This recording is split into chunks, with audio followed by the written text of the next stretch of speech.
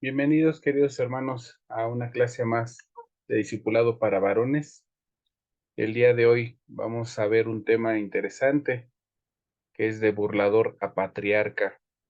Este es el tema, así es que vamos a compartir pantalla para iniciar sin mayor preámbulo. Tenemos por aquí lo que realmente importa en cada uno de nosotros. Es echar fuera de nuestros corazones los deseos que se oponen al espíritu, los deseos de traición, de desquite.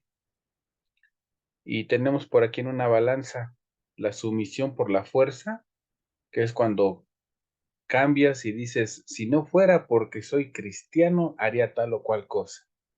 Y déjame decirte que si todavía eres de los que dice, si no fuera yo cristiano, haría tal o cual, es porque realmente no has cambiado nada y harías tal o cual cosa por decisión.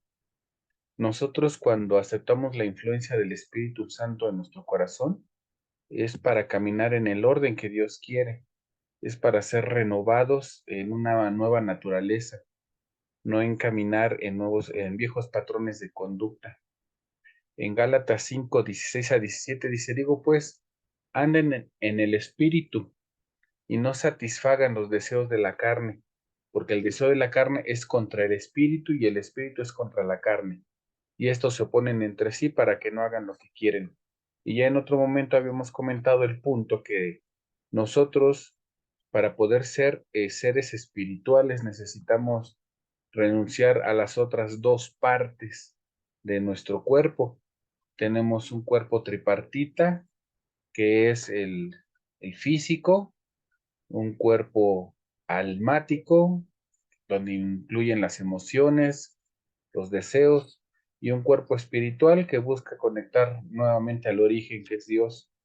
Entonces, cuando nosotros dejamos que las otras dos partes, que es nuestra naturaleza física y nuestra naturaleza almática, dominen al espíritu, nos desconecta con la fuente, nos desconecta con el Padre. Dios puede transformar radicalmente nuestras vidas si nosotros así también somos radicales para Él.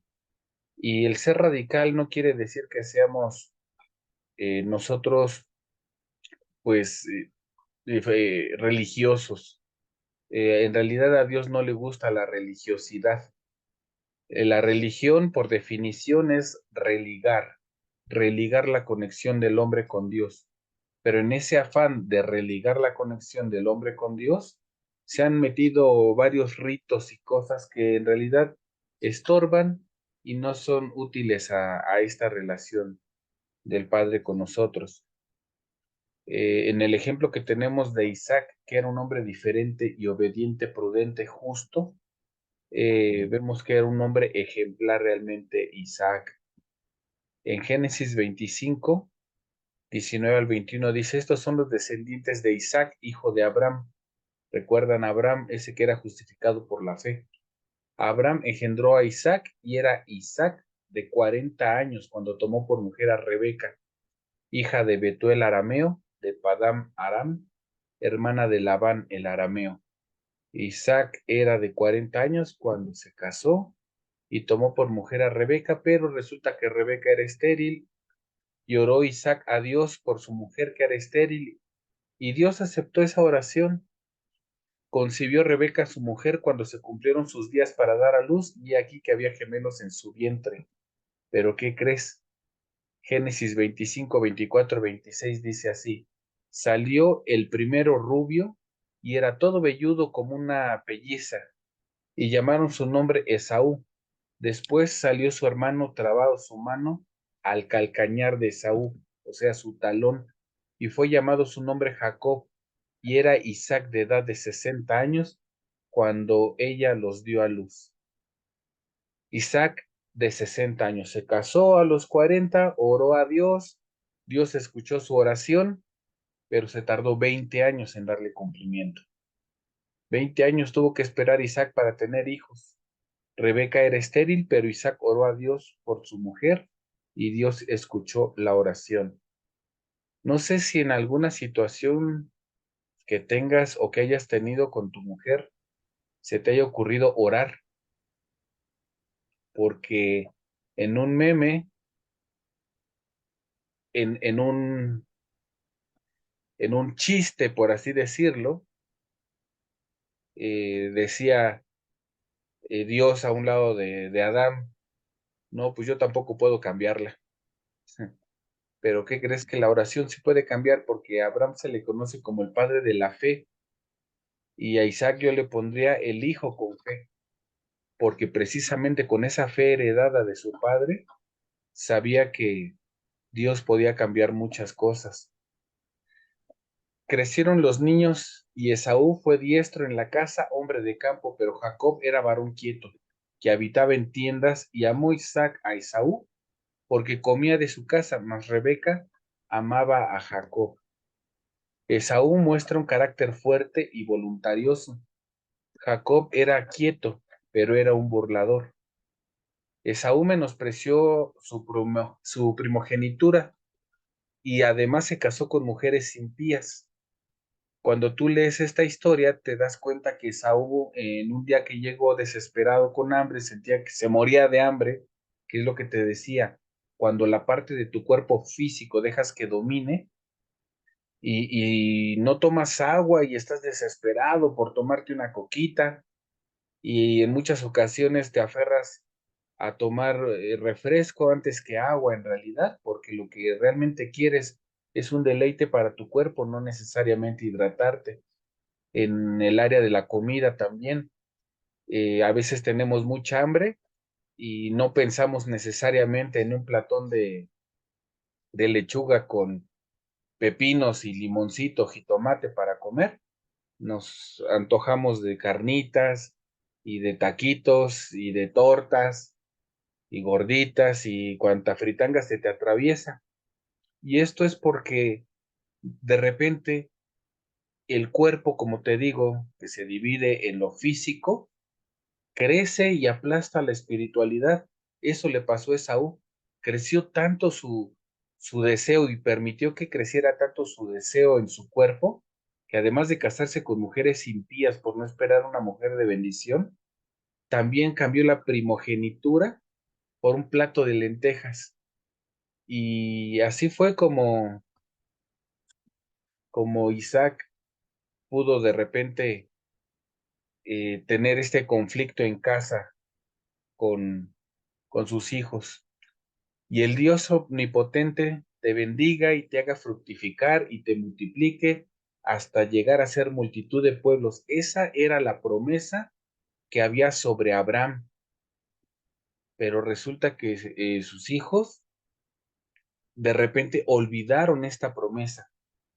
Dice, y te dé la bendición de Abraham y a tu descendencia contigo para que heredes la tierra en que moras que Dios dio a Abraham.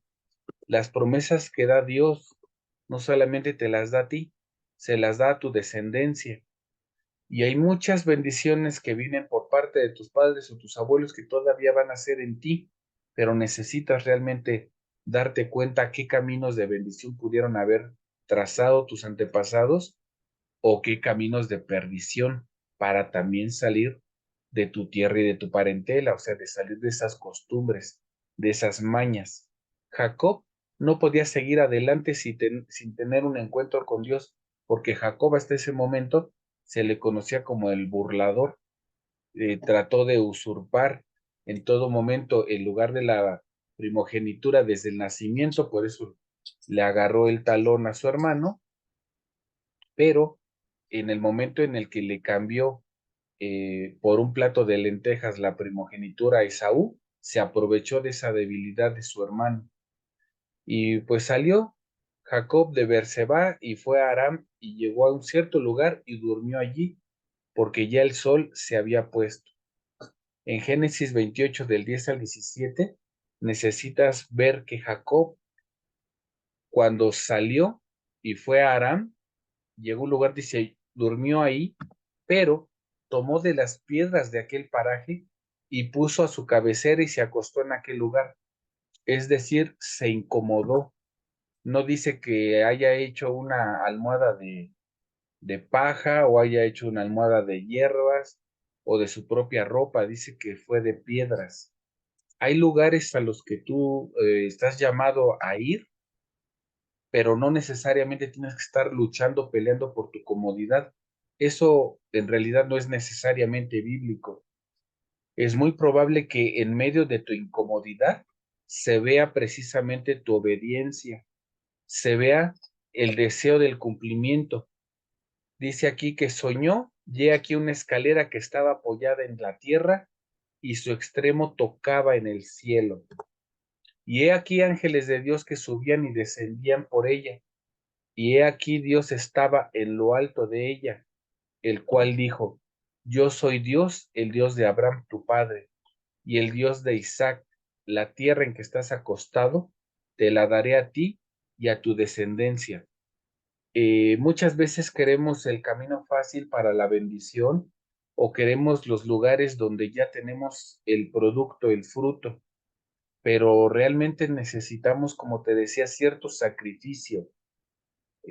Aquí vemos el sacrificio de Jacob al incomodarse precisamente al acostarse y tener por almohada piedra, pero tuvo la revelación de Dios y además de la revelación tuvo la bendición donde está confirmando que la tierra que le había dado a Abraham se la dio también a Isaac y se la dio por ende también a Jacob, a él mismo. Entonces, no solamente se la daba a él para él, sino se la daba a su descendencia, se la daba a sus hijos, a sus nietos. Y dice por aquí que despertó Jacob de su sueño y dijo, ciertamente Dios está en este lugar y yo no lo sabía. Date cuenta aquí ahora la parte del alma, la parte de las emociones. Ya vimos hace rato con Esaú cómo predominó la parte del cuerpo, la parte física.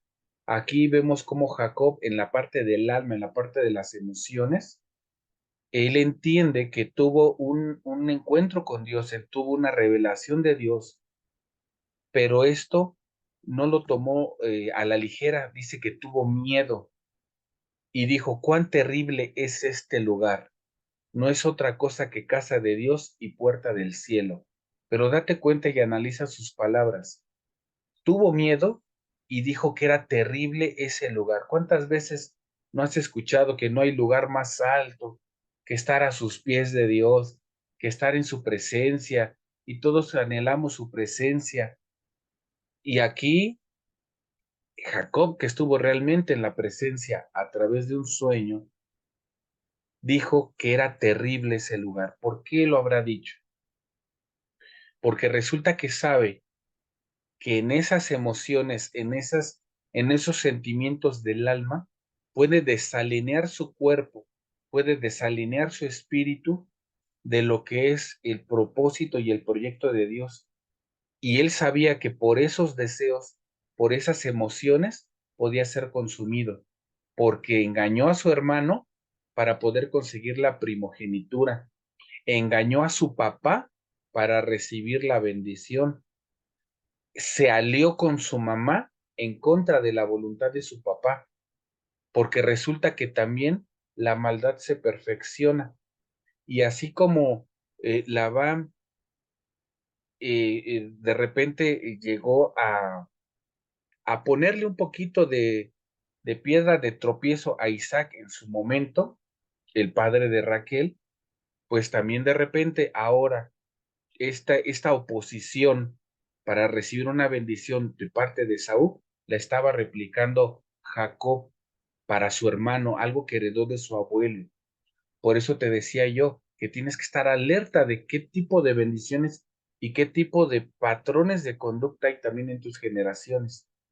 Y sabía que a través de ese sentimiento de emoción almático que no se alineaba al propósito de Dios en el espíritu, podía él ser descalificado y hasta muerto. Por eso dijo, cuán terrible es este lugar. Yo no sabía que estaba a punto de morir porque la presencia de Dios es santa. pero Dios iba a usar a Jacob por dos cosas. Primero, porque no se había mezclado con mujeres impías y porque veía, pese a ese deseo almático desalineado, veía que tenía temor de Dios, tenía respeto. ¿Cuánto respeto podemos tener nosotros cuando reiteramos en un deseo impuro, en un deseo que no se alinea a la voluntad de Dios? Esa es la pequeña gran diferencia que hace de Jacob, en este caso, de David. Y mira que hay algo muy hermoso en esto, porque Dios no solamente quiere hacer hijos, sino, por ejemplo, a Abraham le llama que es su amigo. Cuando se es padre, va de arriba hacia abajo. Cuando se es hijo, va de abajo hacia arriba. Pero cuando se es amigo, se va al mismo nivel. Y Dios en todo momento quería caminar con Abraham como amigo. Obviamente también quería ser amigo de Isaac y también quería ser amigo de Jacob, pero primero tenía que pasar por este proceso donde Dios tenía que reconocer ese corazón. Dios tiene un plan para cada hombre y no importa la condición de vida que lleve. Tú cuando ves a una persona que realmente está llena de colguijes, de amuletos, o que inclusive va a procesiones, que no sale de la casa sin checar el horóscopo, de verdad, lejos de criticar y de juzgar, deberíamos de ver la gran oportunidad en una persona tan tenaz en una idea, porque en tanto nosotros podamos convertir esa parte almática, esas emociones, a la voluntad de Dios a través de mostrarles lo que Dios quiere para ellos, entonces te vas a dar cuenta que esas personas son grandes Jacobs, grandes personas que realmente creen en Dios y deciden iniciar las batallas del lado de Dios. Lo que desea encontrar en nosotros es un corazón que realmente tenga respeto de Dios, temor de Dios. Por eso es que en el Evangelio de Juan vemos que Jesús le dice, de cierto les digo, de aquí en adelante verán el cielo abierto y los ángeles de Dios que suben y descienden sobre el Hijo del Hombre. Porque en ese momento a Jacob le fue mostrado por sueño que los cielos se abren para aquellas personas que realmente buscan someterse a la voluntad de Dios.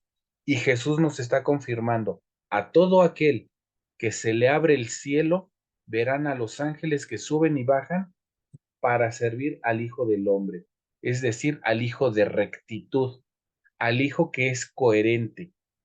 En Juan 14:6 Jesús le dijo, yo soy el camino, la verdad y la vida. Nadie viene al Padre sino por mí. Es a través de Jesucristo como podemos establecer esa relación. Y lo único que hace Jesús al dar esta declaración es buscar que tú no tengas tantos problemas, que no te opongas a su voluntad. Terrible cosa es darse cuenta de la existencia de Dios e ignorarlo. Es eso en lo que se enteró también Jacob. Terrible cosa que esta es casa de Dios y yo no me había dado cuenta. Terrible cosa es que entonces hoy sepas que es Jesús el que te ha estado hablando para hacer cambios en tu vida y tú decidas quedarte en el patrón antiguo de vivir. Cuando Dios nos habla debemos entender que sus promesas son también para nosotros. Eso que está escrito de hace 3000 años es una palabra fresca para el día de hoy y habla a la problemática y a la situación que tú vives el día de hoy. De verdad que la palabra de Dios es viva, todos los días se renueva, por eso todos los días conviene aprender. Eh, Él ha abierto los cielos y nos ha provisto de esa escalera en la persona de Jesucristo. En otro momento vamos a platicar de esta escalera, cuántos escalones tenía y qué representa.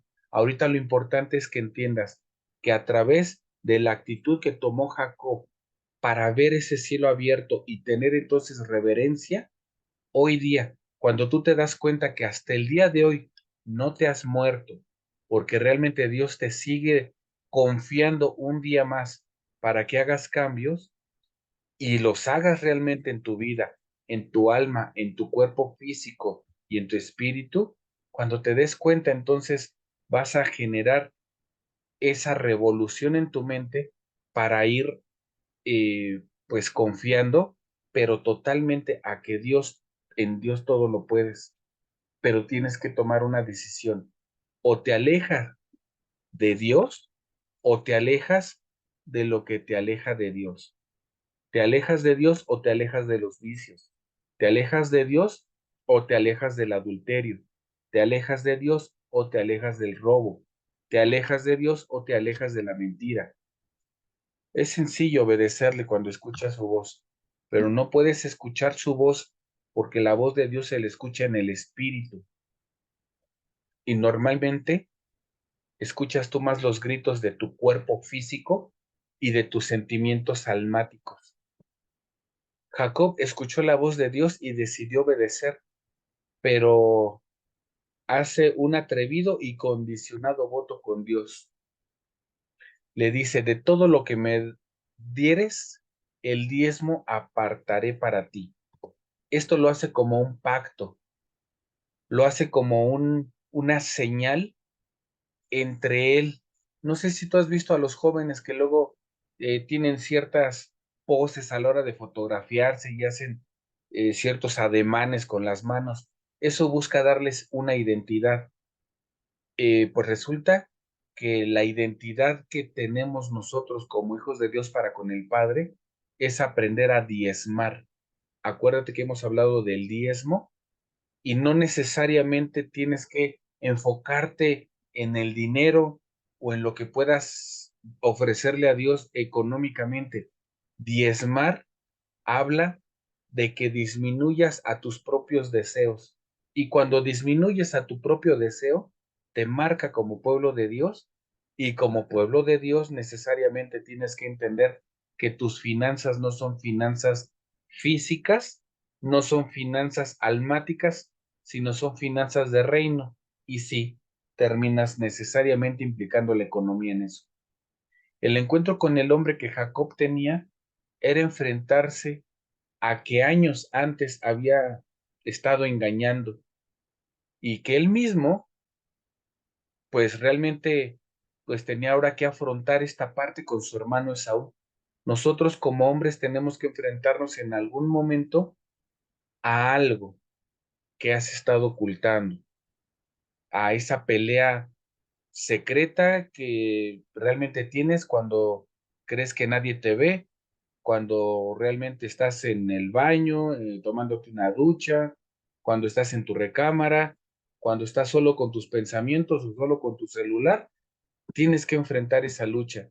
Y es ahí cuando te acuerdas que te platicaba, vamos a entrar a esta área donde Jacob tuvo que pelear. Los mensajeros volvieron a Jacob diciendo, vimos, a tu hermano Esaú y él también viene a recibirte y 400 hombres con él. En esta parte del Génesis es cuando se va a reunir nuevamente Jacob con su hermano Esaú, después de que Esaú le dijo que lo iba a matar por haberlo engañado y quitarle la primogenitura y que se separaron por muchos años. Resulta que Jacob va hacia Esaú, pero Jacob en su entendimiento tuvo, tuvo un temor. Jacob, a su manera de entender, a su manera de ver las cosas, trató de hacerlo todo a su entender y era pues llevando regalos. Y vemos en la palabra cómo está escrito que dice que mandó una sarta de regalos, luego otra tanda de regalos, y dice también que dividió a la gente que iba con él, dividió el campamento en dos partes y dijo, si viene Saúl contra un campamento y lo ataca, el otro escapará. Él trató de hacer las cosas a su manera y a su entendimiento. El orgullo nos impulsa a hacer cosas a nuestra manera, dejando hasta el último el recurso de Dios, porque ahí en ese punto Jacob ya había peleado con Dios, ya había vencido con Dios.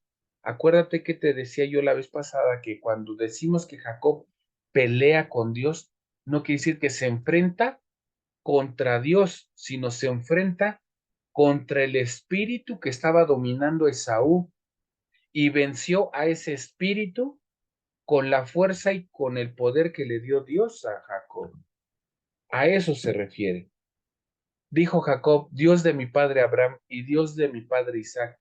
Dios que me dijiste, vuélvete a tu tierra y a tu parentela y yo te haré bien. Menor soy que todas las misericordias y que toda la verdad que has usado para con tu siervo, pues con mi cayado pasé este Jordán y ahora estoy sobre dos campamentos. Dice que con su cayado pasó este Jordán, lo que le está diciendo a Dios. Acuérdate que cuando peleó con este espíritu, le dislocó una parte de la cadera y entonces ya tuvo que caminar apoyándose ahora con un cayado, ya caminaba chuequito, por así decirlo. Pues le costó algo porque realmente dejar los patrones de conducta y confiar en Dios siempre te cuesta, pero para bendición. Y resulta que aquí Jacob en este punto, todavía en esa inercia de tratar de hacer las cosas a su manera y a su entendimiento, no entró con total confianza hacia Esaú, porque no alcanzó a entender que la victoria que le había sido dada había sido para transformar. Por eso todavía hasta ese punto conmigo decía, líbrame ahora de la mano de mi hermano, de la mano de Esaú, porque le temo. Aquí en esta parte no es de que le respeta, sino le tenía miedo. Dice, no venga acaso y me hiera la madre con los hijos, y tú has dicho, yo te haré bien y tu descendencia será como la arena del mar, que no se puede contar por la multitud. Aquí algo importante. Por un lado, en una mano tenía Jacob el miedo, el temor de que su hermano lo lastimara, de que su hermano lo matara, a él, a su esposa, a sus hijos, a sus siervos, pero por el otro lado tenía también la elección de la promesa. Tienes que enterarte cuál es la promesa que tiene Dios para ti. Él tenía la promesa en la otra mano y se la declaró a Dios mismo. Cuando nosotros oramos, lo que hacemos audiblemente es obligar al alma. Por eso David decía, alma mía, alaba a Jehová. Nosotros cuando oramos obligamos al alma, obligamos a las emociones a que muevan la maquinaria en la cual está depositada, que es tu cuerpo, y genere una voz audible, genere un patrón de conducta a través de la voz.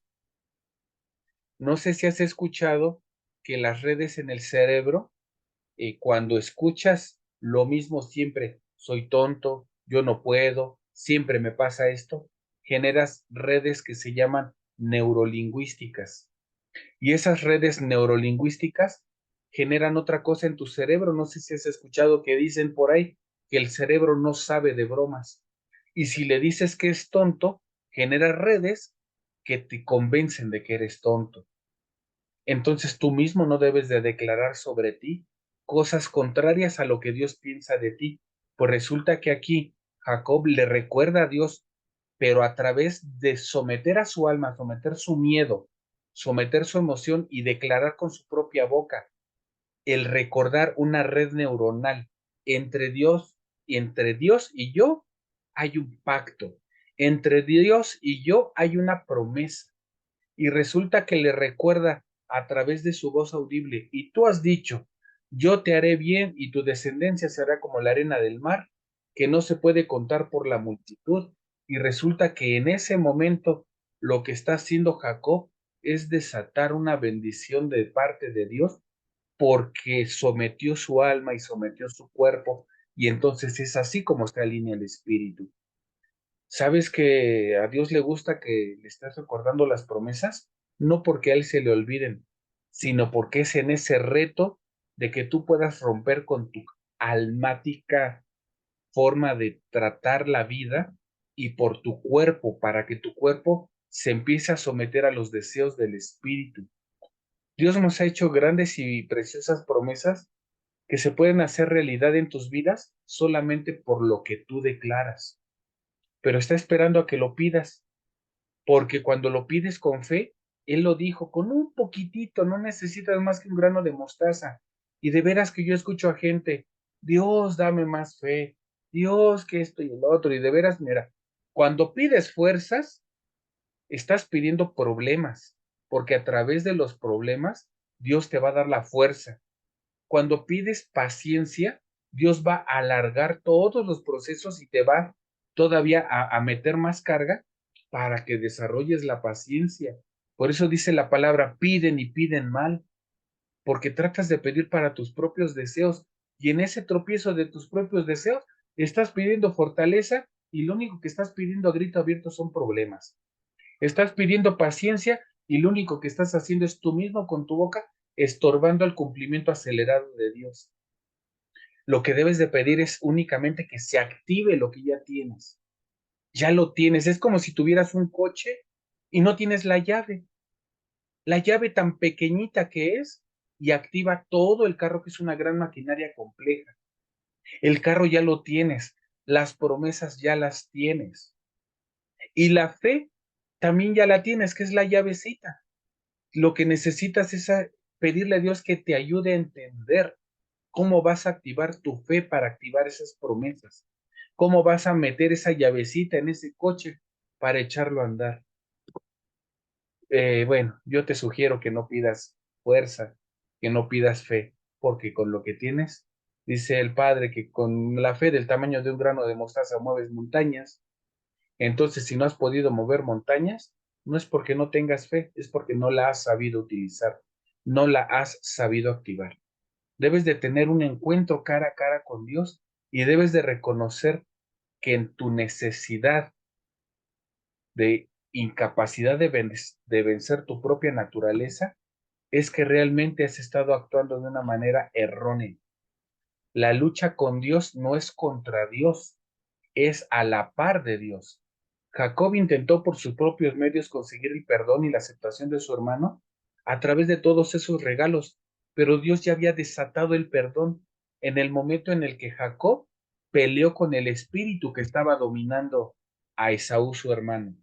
Para que esto suceda, debes de enfrentarte y luchar con Dios, pero con Dios quiere decir a la par de Dios, porque cuando Jacob lo hizo, le respondió a este espíritu: no te dejaré si no me bendices. Y el varón le dijo: no se dirá más tu nombre Jacob, sino Israel, porque has luchado con Dios y con los hombres y has vencido.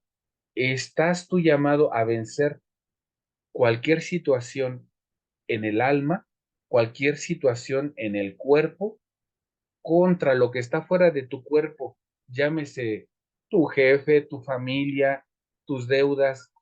Estás llamado a vencer todo esto, pero tienes que cambiarte el nombre. Debes de dejar de ser el usurpador, el engañador, como lo dice Jacob, y tienes que cambiar tu nombre a Israel. A partir de este momento en la Biblia, tú léelo, por favor. Y después del capítulo 32, versículo 30, que se le cambia el nombre a Jacob por Israel, no se le vuelve a decir Jacob, sino de ahí en adelante solamente es Israel. Entonces Jacob le preguntó y dijo: declárame ahora tu nombre. Y el varón respondió: ¿por qué me preguntas por mi nombre? Y lo bendijo allí. Y llamó Jacob el nombre de aquel lugar Peniel, porque dijo: vi a Dios cara a cara y fue librada mi alma. A esto se refiere que pudo ver realmente el poder y la bendición de Dios de su lado para poder vencer. Por eso dice que vio Dios a Dios cara a cara. En el momento en el que estás padeciendo de una prueba terrible, de algo muy, muy fuerte y puedes vencer, ¿lo superas? Es ahí donde puedes sentir realmente la presencia de Dios, donde sientes el milagro de Dios, donde no te queda lugar a dudas que es Dios el que te trajo. Entonces, cuando es ahí, no puedes seguir negando tu naturaleza divina, porque Dios está de tu lado, está peleando contigo, está peleando para que tú venzas, y es ahí donde no puedes seguir siendo la misma persona.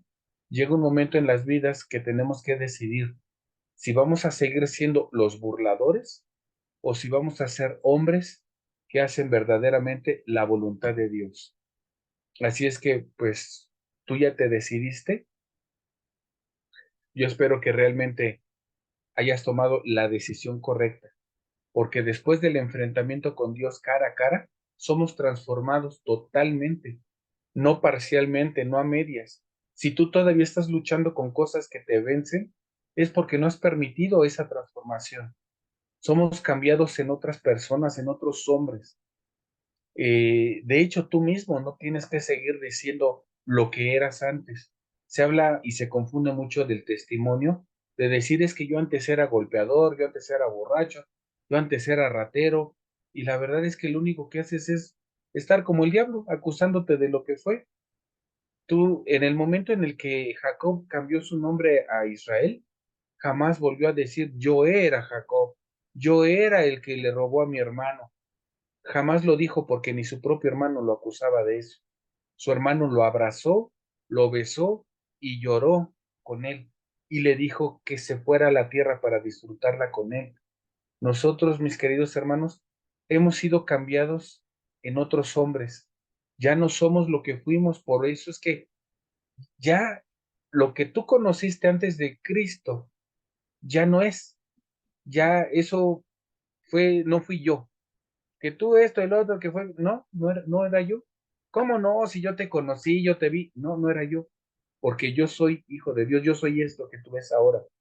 Eso de aquel momento no era yo.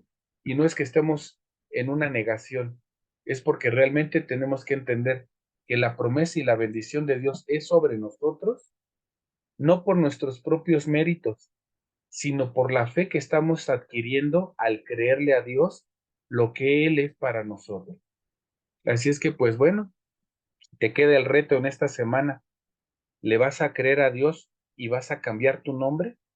¿Vas a transformar inclusive las generaciones de tus hijos, de tus nietos y tus bisnietos a través de haberle creído a Dios en sus promesas? Lee la Biblia, busca la promesa que Dios tiene para ti, aférrate a ella y declárala en voz alta, porque esa declaración es una declaración de fe que a Dios le agrada y te va a habilitar en aquello que todavía no habías sido activado. Te agradecemos mucho tu compañía.